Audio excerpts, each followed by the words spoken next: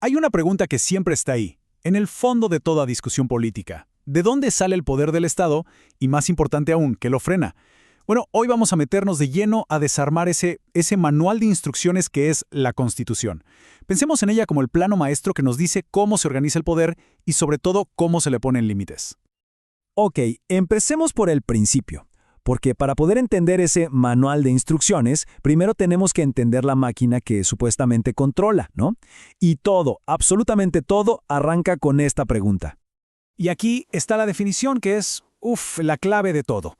En el fondo, el poder político no es otra cosa que tener el permiso, la legitimidad, para usar la fuerza física. Es ser el único autorizado para obligar a otros a hacer algo, para coaccionar. Es la capacidad de imponer su voluntad, claro, dentro de un marco de leyes. Y es justamente porque es una fuerza tan inmensa que se vuelve indispensable controlarla. Perfecto. Entonces, tenemos claro qué es el poder en teoría. Ahora la pregunta es, ¿cómo se manifiesta? ¿Dónde lo vemos? Para entender cómo se le ponen límites, primero tenemos que identificar sus diferentes caras. Y claro, la gran estructura que lo contiene a todo, el Estado. Aquí, el gran sociólogo Max Weber nos dio una clasificación que es, la verdad, genial.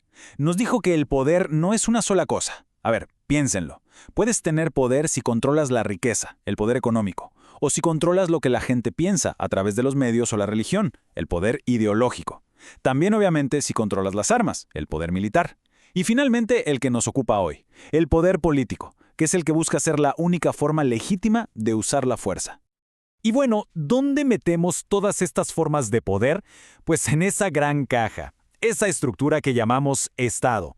Pero ojo, para que un Estado sea un Estado, necesita tener sí o sí estos 4 elementos. Primero, una población, o sea, gente, una nación. Segundo, un territorio, un pedazo de tierra. Tercero, una organización jurídica, un sistema de leyes. Y cuarto, la soberanía, que es esa idea clave de que, dentro de sus fronteras, es el Estado quien manda y no hay nadie por encima de él.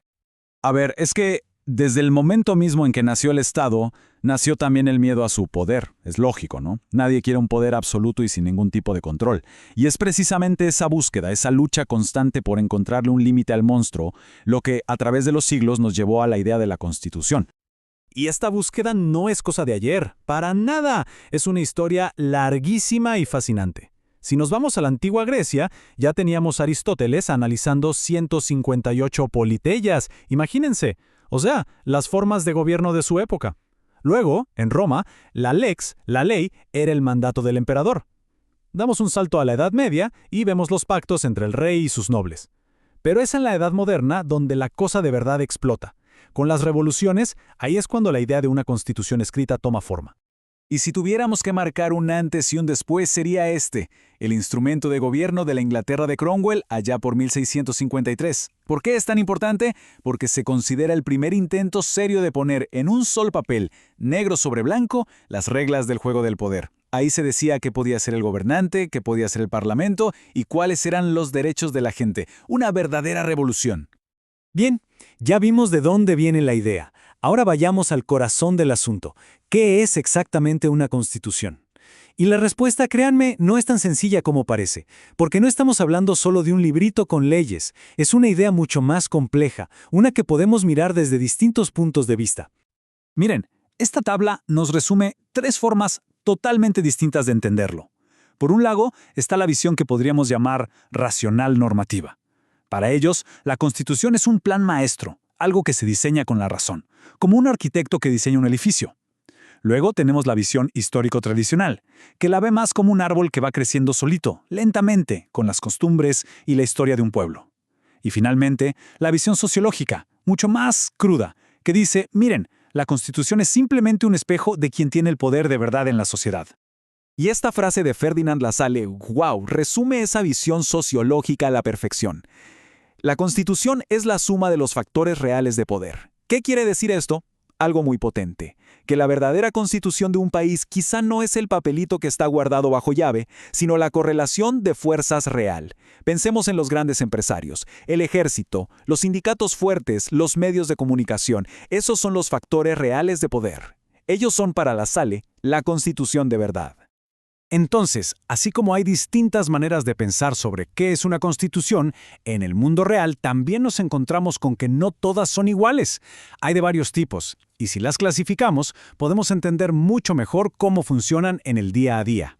Una de las diferencias más importantes es esta: ¿es rígida o es flexible? Una constitución rígida es, imagínense, como una roca. Para cambiarla se necesita un proceso súper especial y complicado. Esto le da una estabilidad tremenda. Por otro lado, una constitución flexible es como el agua, se adapta. Se puede modificar casi como si fuera una ley cualquiera, lo que permite ajustarse rápido a los cambios, aunque claro, sus principios quedan menos protegidos. Y otra cosa, no siempre vienen en un solo librito. La gran mayoría sí, son escritas, están todas las reglas juntas en un documento solemne y eso da mucha certeza. Pero luego tenemos casos como el del Reino Unido, que es fascinante. Su constitución no está escrita en un solo lugar. Es una mezcla de leyes, de costumbres, de decisiones de jueces que se han ido acumulando por siglos. Se le llama consuetudinaria. Y todo esto, toda esta conversación, nos lleva a la pregunta del millón, la más importante de todas. Dejando a un lado la teoría y los libros, en el mundo real, de a de veras, ¿una constitución sirve para limitar el poder o es puro teatro? Para intentar responder a esto, hay un politólogo, Karl Lowenstein, que nos dejó una metáfora que es simplemente brillante. Él decía que pensemos en la Constitución como si fuera un traje. Y la pregunta ¿es un traje hecho a la medida? ¿Es un traje que todavía nos queda grande? ¿O es, de plano, un disfraz? Primero, veamos el caso ideal, la constitución normativa. Ese es el traje hecho a la medida, el que queda perfecto. Aquí, lo que está escrito en el papel y lo que pasa en la realidad están sincronizados. El poder obedece a la Constitución. Los políticos, las instituciones, todos, de verdad, siguen las reglas del juego. La ley y el poder bailan al mismo son. Luego tenemos la constitución nominal. Este es el traje que te queda grande, el que se compró esperando que el cuerpo crezca para llenarlo. A ver, legalmente el texto existe y es válido. Está lleno de buenas intenciones y derechos maravillosos, pero las condiciones del país, la realidad social, la economía, impiden que se aplique del todo. Es más una aspiración, un proyecto futuro, que una realidad del presente. Y por último, la semántica. Y esta es la más cínica de todas. Aquí la Constitución ya no es un traje, es un disfraz, es una fachada, un documento que se usa para aparentar que hay democracia, que hay Estado de Derecho, pero que en el fondo su único y verdadero propósito es darle un barniz de legalidad al poder que ya tiene una élite, un grupo o un dictador. No limita absolutamente nada, al contrario, justifica el poder que ya existe. Y con esto cerramos volviendo al principio. La pregunta que queda en el aire después de todo este recorrido es profunda. Cuando miramos a cualquier país, ¿cuál es su verdadera constitución? ¿Es ese texto solemne que está guardado en el archivo de la nación? ¿O es la suma de esas fuerzas que no se ven, de esos factores reales de poder que son los que de verdad mueven los hilos y deciden el rumbo de la historia? Ahí queda la reflexión, una pregunta que da para pensar mucho pero mucho.